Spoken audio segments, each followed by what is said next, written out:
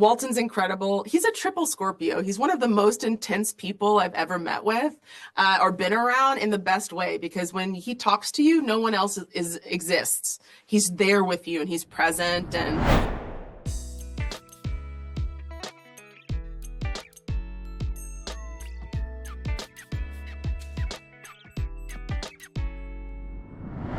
So hi, I'm Jonathan Bloomberg, writing for movies in Sweden. hi, nice to meet you. The pleasure is all mine. I've been waiting for so long for for this third season to arrive, but I thought maybe we should just start out by going back to the first season, since you're one of a very elite few that has been allowed to actually come back and do a second season of this show. So I wanted to know kind of how different those experiences were now, comparing your first time going to Hawaii back then and this time going to Thailand. How has that been for you? Yeah, I think that there's definitely similarities in the experiences, but by and large, they're pretty different. You know, we shot season one during COVID, and we were in pretty much one location the whole time, and the scale of the production and the show was smaller. And it wasn't a cultural phenomenon, you know, it was just, you know, an amazing opportunity to do another show at HBO. And now it's, you know, you say White Lotus and you hear an echo, you know, when you say the title of the show, and it's beloved, and people, you know, I've been hunted for sport for information about this season, and you know, so it hits a little different this time around in the best way. Yeah, and I've been allowed to watch at least the first two episodes of the season, so I know at least a little of what is going to perhaps transpire with the opening of the episode. But I'm also thinking back to that experience during the first season when you were shooting that and waiting for it to come out, not knowing, because you never know how people will react to something.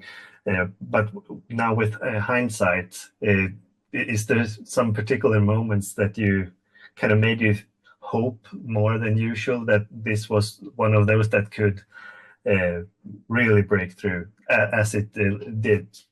Yeah, it wasn't one particular moment. I think that I was just so excited to play a character that I hadn't played before. You know, I'm classically trained. I went to school for drama, and I love comedy. And I think that, you know, Hollywood can be kind of quick to put you in a box and say you do one thing and move on. And I wanted to sort of show, you know, Hollywood at large what I was capable of, and also just frankly have diversity in the storytelling that I was doing. And, you know, the show was a vehicle for that and was a platform for that. And so selfishly, I was really excited to, you know, have a show on the air that, you know, could showcase my talents and abilities, you know, to be, you know, ambidextrous in terms of genre. And, so that was super exciting that that was happening. And so my expectations for the show was just, you know, visibility, you know, and but to see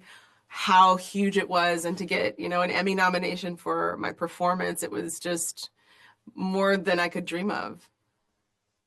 Well deserved, as well, in my opinion. Thank you. But Belinda is one of the few characters of all these seasons that I actually feel like people kind of want to be friends with in real life as well. If you knew someone like that, that Yeah. would be a good person. And most people on these seasons have not been fitted to that criteria. Yeah. Uh, so for you to kind of go even deeper into who Belinda is now, a lot of those scenes on the first season were kind of internal almost. She Yeah. couldn't. You had to do a lot with like your body language and things like that. This season, for the two episodes that I've seen at least, you get to kind of speak your mind more even. So Yeah. so how was that shift?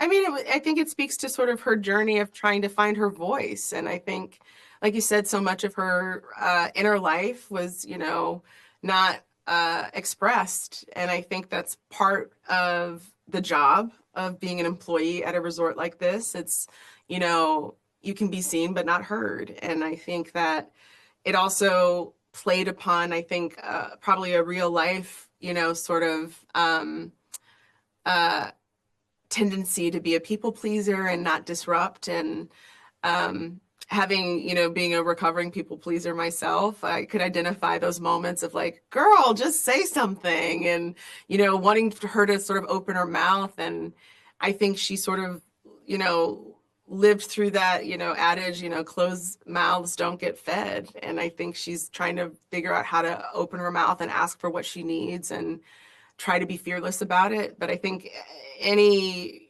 path to growth is nonlinear. And so this season, I think you'll see some up and backs where she does use her voice and then sometimes she doesn't. And we get to see a lot more, a lot of different colors on her this season, which is exciting. Yeah. And a lot of this show is kind of down to the atmosphere created even after the show has like you've done your scenes and stuff like with the music and the way the scenes are being cut and stuff like that. And I guess that's not something that you know while doing it, but Yeah. do Mike tell you how he will do that afterwards to kind of get you into the right headspace, or is that completely done afterwards? It's completely done afterwards. You know, I wish he told us my anxiety would appreciate it, but I trust him implicitly. So I think that, you know, while there's so much that's shot, I trust that, you know, Mike White will do his thing and find a beautiful way to stitch together the imagery and the music and, you know, all of that to tell a beautiful story. Yeah, and from what I can tell, he's done it again. Yeah. I'm just hoping that the last episodes will be as good as the ones that I've seen so far. Get Uh, ready. yeah, yeah, and I've had the opportunity to speak with Walton Goggins a few times, and always thought he's like the nicest person I've ever spoken with, almost. Yeah. I'm knowing that you guys going to Thailand to shoot this, kind of being in a bubble behind the scenes between shooting stuff. Yeah. How is it to kind of get to spend that kind of time with people you work with at a place like that? Yeah, I mean it's wild to meet people and you know my only sort of perception of or context of knowing many of the cast is a viewer. You know, I'm watching their work from home and a fan from home. And when you shoot White Lotus, you have to not only work together but you have to live together, and it's a very humanizing event to, you know, have to talk to another cast member and be like, where did you get your laundry detergent? Or like, do you want to eat tonight? Do you want to grab something to drink? Or like, you know, does anyone have a charger? You know, so it's just you become really human in front of each other. And Walton's incredible. He's a triple Scorpio. He's one of the most intense people I've ever met with or been around in the best way, because when he talks to you, no one else exists. He's there with you and he's present. And you know, Leslie Bibb is hilarious and goofy. And you know, Michelle Moynihan is like, you know, an incredible, you know, dancer, and, you know, she surfs. And, you know, you get to learn all of these people are just, you know, just humans moving through the world who happen to do the same job that you do.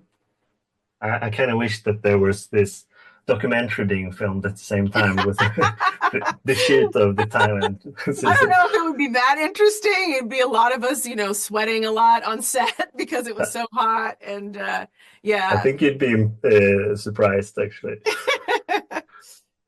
So I obviously don't know what will happen to your character now this season. Last time someone came back, that didn't end well. But I'm hoping that's not the case for you now. Fingers If there crossed. would be even more seasons, is this something that you would consider coming back and doing even more of? Yeah, I mean, if I survive this season, I would do as many seasons as Mike would have me. He's just a joy to work with, and I grow as an artist every time I hang out with him. And so, yeah, if I survived and, you know, the gods are on my side, you know, and he would have me back, it's a no-brainer. Perfect. So, for my final question, if there is one episode that you would say is the best for your character in Pacific, without spoiling any details, just what episode should we really look out for? I would say like, you know, episodes 1 through the finale. Touche. You got to go for the arc. You got to go for the arc. Yeah, There's not just one, but I think you'll be excited to see sort of everything Mike does is like something that unfolds. You know, there's not sort of yeah. like one, you know, episode that makes sense of it all. You know, you have to kind of be on the journey with him. And so, yeah, I'd be foolish to just say one. I think stick with I it. got you. Yeah, watch it all the way.